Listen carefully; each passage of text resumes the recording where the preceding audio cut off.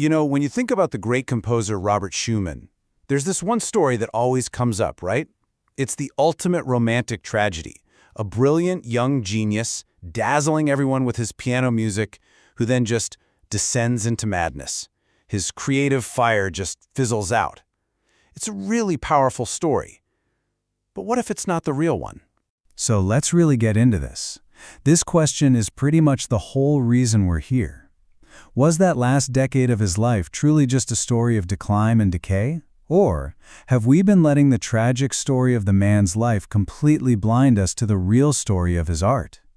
A really fascinating new perspective says it's time we took a second look. And this new perspective comes from an incredible book by musicologist Grigoriy Hansburg, The Song Theater of Robert Schumann. And here's the thing, it's a viewpoint that hasn't really been translated widely into English or German, so it offers a story most of us have just never heard.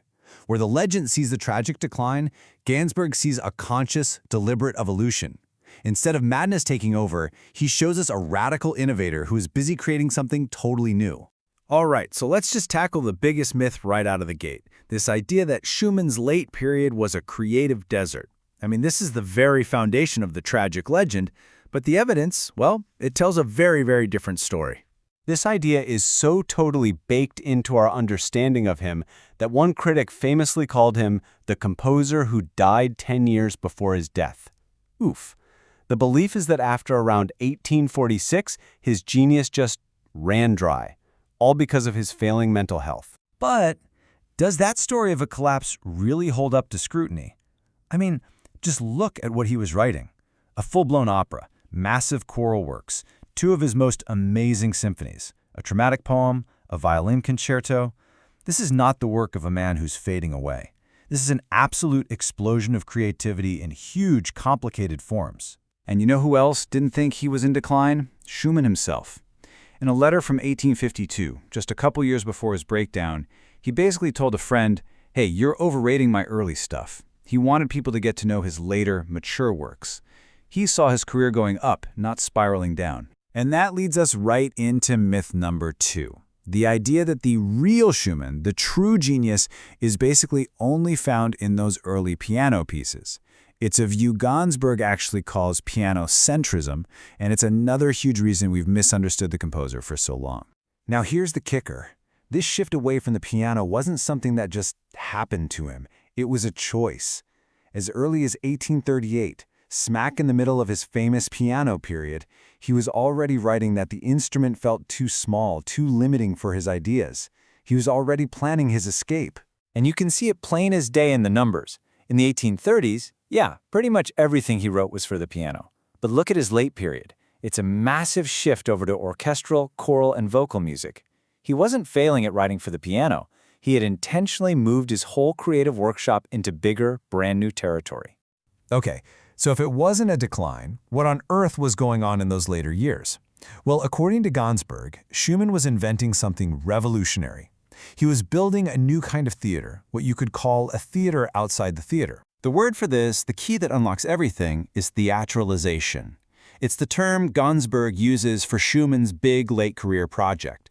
He was basically taking genres that were usually private and personal, like a song cycle, and pumping them full of drama, specific characters, real situations, and actual dramatic action. And the spark for this wild experiment came from this absolutely incredible and almost totally forgotten figure, Elisaveta Kuhlmann.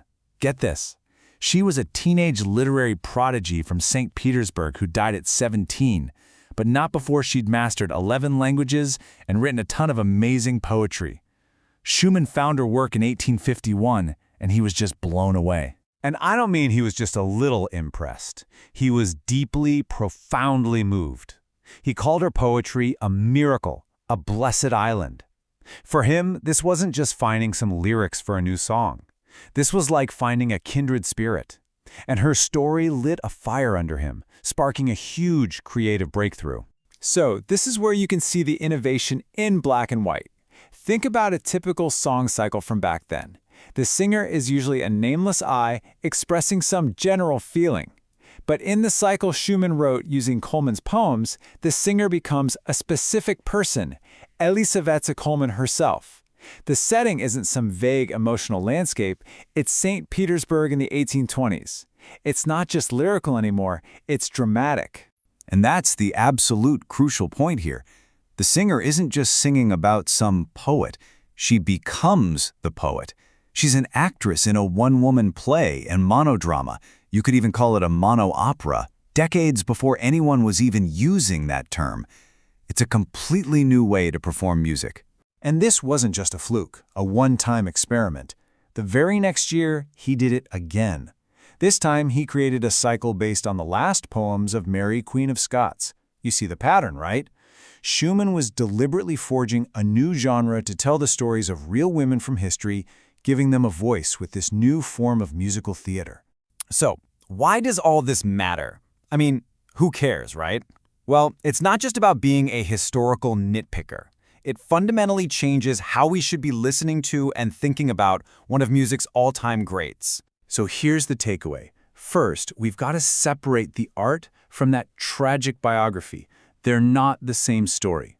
Second, we need to listen to his late works on their own terms, not as failed versions of his early music, but as successful late works, built on totally new ideas. And finally, when we do that, we get to discover these incredible masterpieces, these mono-operas that have been hiding in plain sight this whole time, just buried under a myth. And that kind of leaves us with a bigger, more nagging question, doesn't it? Schumann's story is this powerful reminder of how easily a good personal story can shape and maybe even distort how we see art.